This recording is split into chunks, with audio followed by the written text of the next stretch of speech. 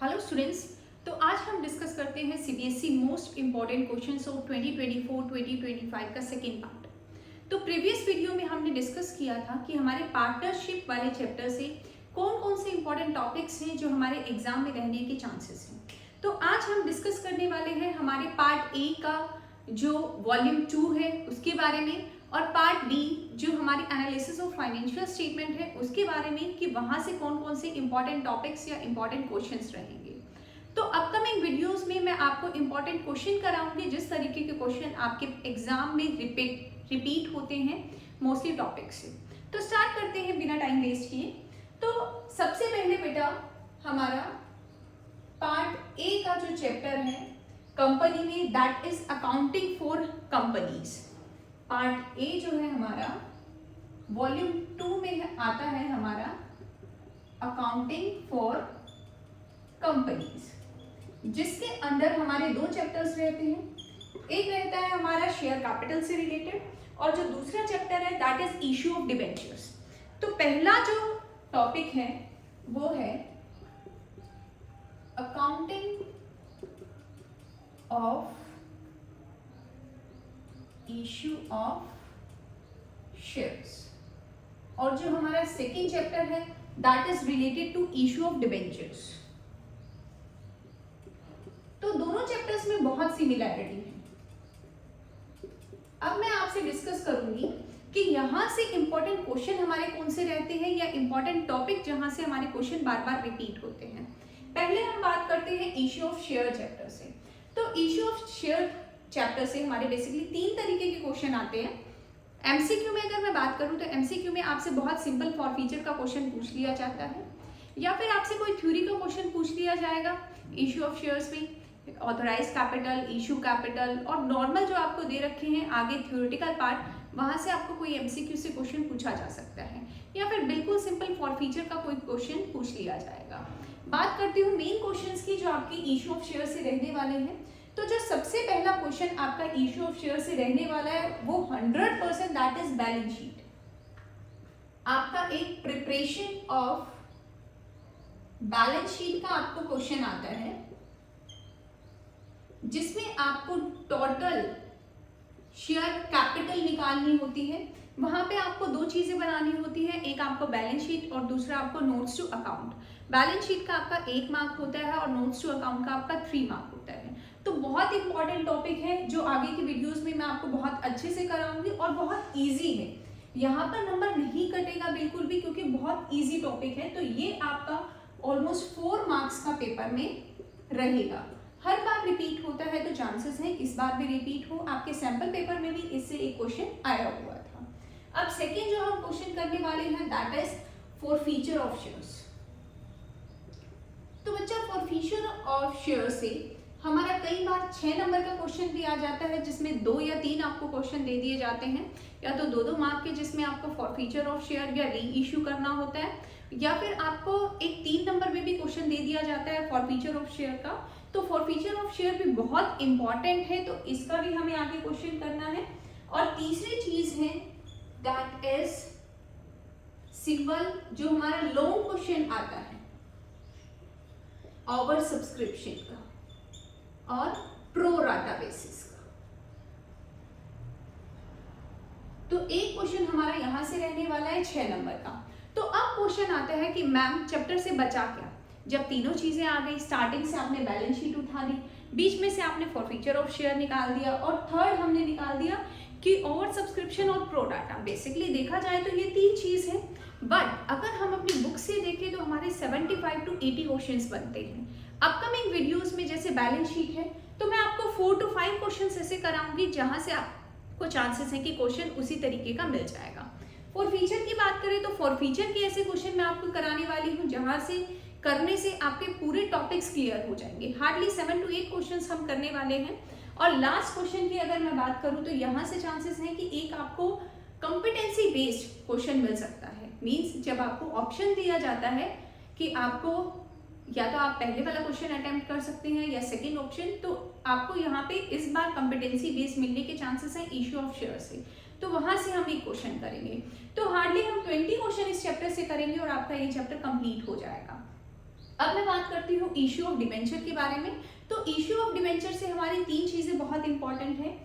सबसे पहली चीज दैट इज जो हमारी बेसिक एंट्रीज होती हैं इश्यू ऑफ डिबेंचर की, issue at par, issue at premium, issue at discount.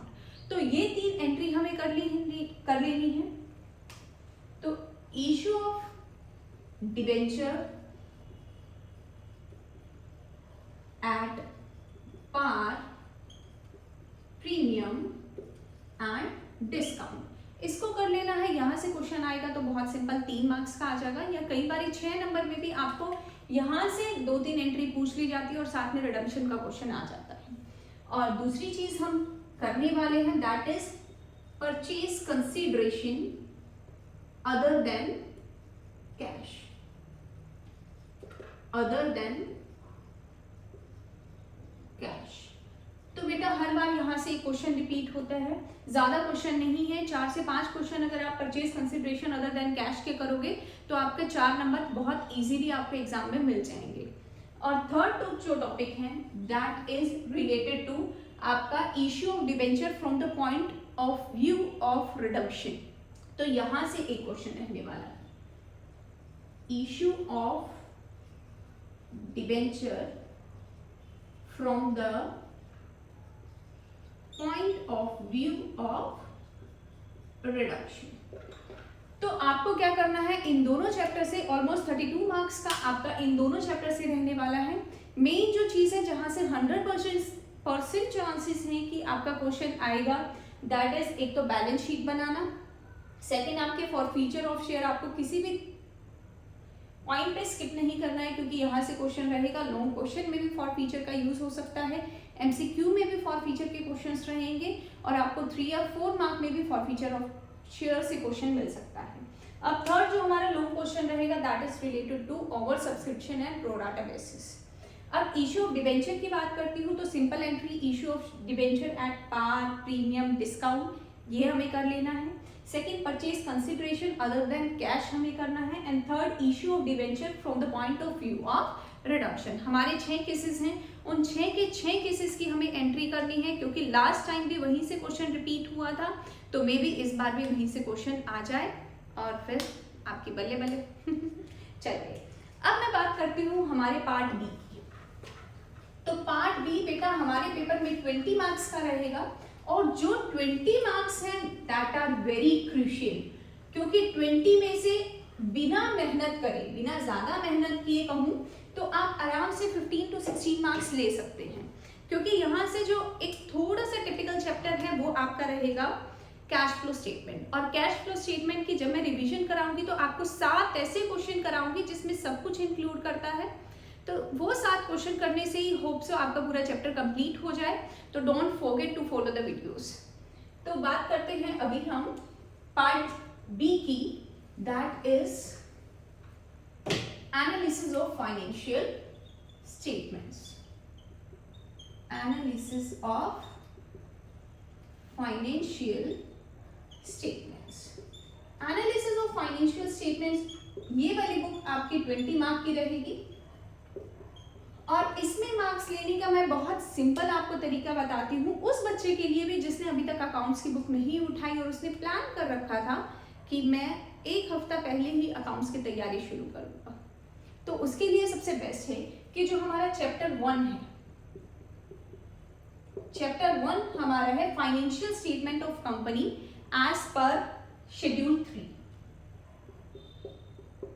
Financial statement of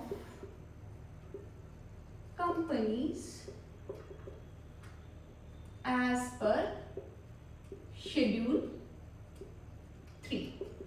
इसमें आपको कुछ नहीं करना है, आपको सबसे पहले बैलेंस शीट देखनी है और बैलेंस शीट का बहुत अच्छे से रट्टा लगा लेना है क्योंकि आपका जो क्वेश्चन रहेगा वो यहाँ से 3 या 4 मार्क का रहेगा और उस 3 या 4 मार्क में 100% एक ही चीज आने वाली है कि आपको बता देना है कि ऑथोराइज कैपिटल है तो ऑथोराइज कैपिटल का हेड क्या है और उसका सब हेड क्या है। तो क्वेश्चन 99.99% यहीं से आने वाला है, 3 या 4 नंबर का। तो इस चैप्टर में आपको कुछ नहीं समझना है, आपको सिर्फ बैलेंस शीट का रट्टा लगा लेना है तो इसको मैं दोबारा एक बार रिवाइज करवाऊंगी आपकी वीडियो में, आप उसको भी फॉलो कर सकते हैं और इजीली इस चैप्टर से 3 या 4 नंबर ले सकते हैं।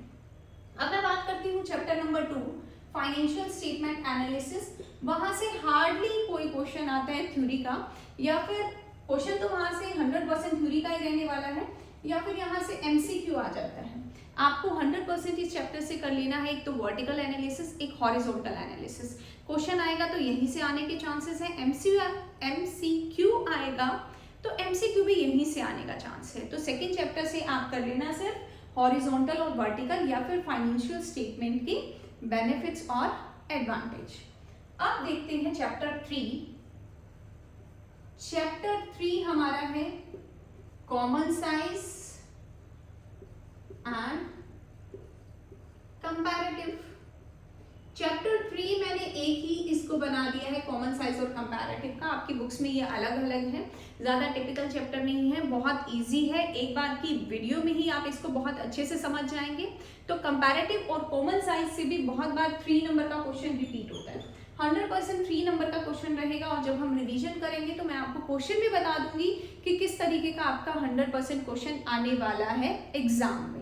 तो इसकी भी टेंशन छोड़ दीजिए। यहाँ के 3 नंबर, ये 4 नंबर का आपको रट्टा लगा लेना है। ये 3 नंबर की गारंटी मैं लेती हूँ कि आपको बता दूंगी किस तरीके का क्वेश्चन पेपर में आने वाला है, उसको हम इजीली यहाँ से कर लेंगे। अब बात करती हूँ मैं चैप्टर नंबर 4 की। Chapter number 4 ratio analysis.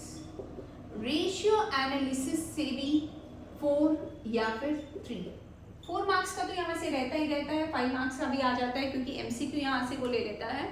तो रेशियो एनालिसिस में बच्चा आपको क्या करना है, हर एक जो आपकी रेशियो है उसका आपको फॉर्मूला पता होना चाहिए, क्योंकि कई बार क्वेश्चन इतना सिंपल आ जाता है कि स्ट्रेट फॉरवर्ड आप फॉर्मूला लगा के इसका सॉल्यूशन निकाल सकते हो, या फिर कई बार ऐसा आ जाता है कि बिल्कुल घुमा देता है, आपको बिल्कुल नहीं समझ में आता है।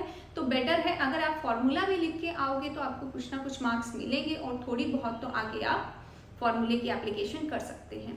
तो 100% रेशियो एनालिसिस के सारे फॉर्मूले आपको याद कर लेने हैं। और लास्ट चैप्टर जो हमारा रहता है most important chapter. Most important किस लिए बोला, क्योंकि 20 मार्क्स में से 8 मार्क्स की वेटेज हमारी कैश फ्लो स्टेटमेंट से रहता है।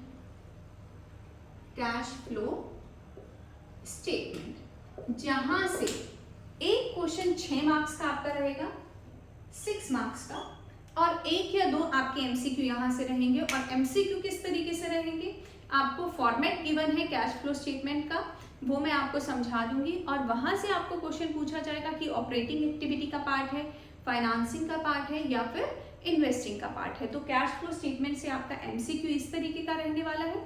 और क्वेश्चन आपका लॉन्ग आएगा, calculate cash flow from operating activity, calculate cash flow from investing activity और फाइनेंसिंग एक्टिविटी, जो बच्चों को बहुत टिपिकल लगता है बट एक्चुअल में इतना टिपिकल नहीं है।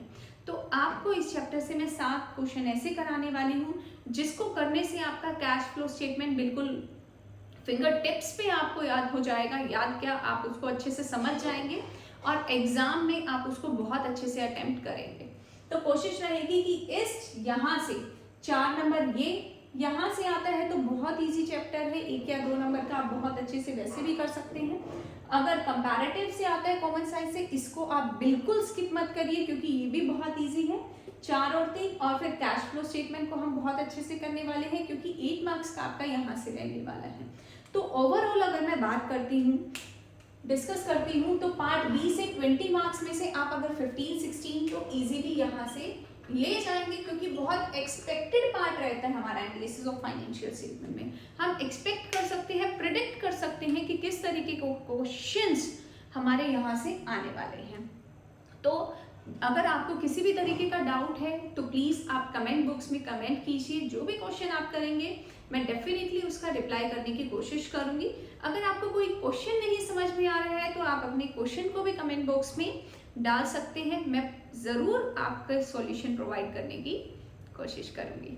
थैंक यू वेरी मच, और वीडियो को ज़्यादा से ज़्यादा लाइक करें, सब्सक्राइब करें और शेयर करें ताकि मैं भी ज़्यादा से ज़्यादा मोटिवेट हूँ और आपके लिए और ज़्यादा वीडियोस पोस्ट करूँ। Thank you very much and all the best for your exams.